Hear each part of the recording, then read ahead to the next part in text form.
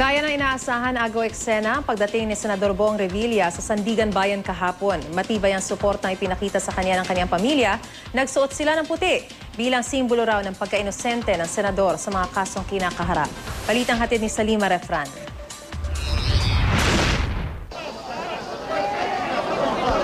Mag-aalas 11 ng umaga, dumating sa Sandigan Bayan si Senador Bong Revilla para harapin ang warrant of arrest sa kasong plunder at graft and corruption.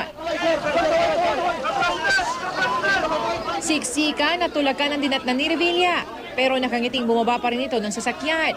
Kumaway at saka nag-flying kiss sa mga taong naghihintay sa kanya. Sinalubong si Revilla ng mga polis, media at mga supporter na mula pa raw Bacoor. Halos di makontrol ng mga polis at marshal ng Sandigan Bayan ng mga supporter at media. Sa sobrang tulakan at siksikan, nagkandabasag ang mga salamin sa Sandigan Bayan.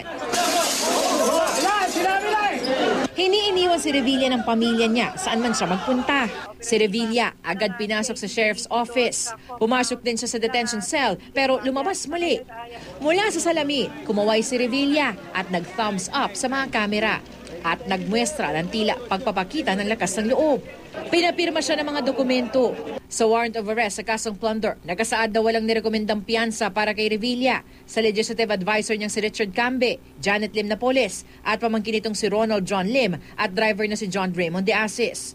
Sa warrant of arrest naman sa kasong graft kung saan kasama ni Revilla mahigit 30 katao, nagbigay ang korte ng 30,000 pesos na bail sa bawat count ng kaso. Kung pwede doon kami matulog, doon kami matutulog. Kahit saan? Kahit saan. Kahit sa labas kayo ng detention? Kahit sa labas ng detention, pwede. Ba't hindi, di ba? As long as authorities would allow us to stay with him, we will be with him. Sa kabila ng no bail na tinakda ng korte, naghain pa rin ang abogado ng senador ng petition to post bail. The evidence against him is weak. Actually, there is no case against him. Habang nasa loob pa ng sheriff's office si Revilla, dumating din sa Sandigan Bayan ang mga impersonators ni Nabong at Christopher De Leon. Pero pinaalis din sila ng Sandigan Bayan Marshals. Bago mag-alauna ng hapon, inilabas ng Sandigan Bayan 1st Division ang commitment order para kay Revilla na manatili sa pasilidad ng CIDG sa Camp Crame. Itinakda din ang arraignment ni Revilla at ang hearing para sa petisyon niya para makapag-bail sa Huwebes sa susunod na linggo. Salima Refran, GMA News.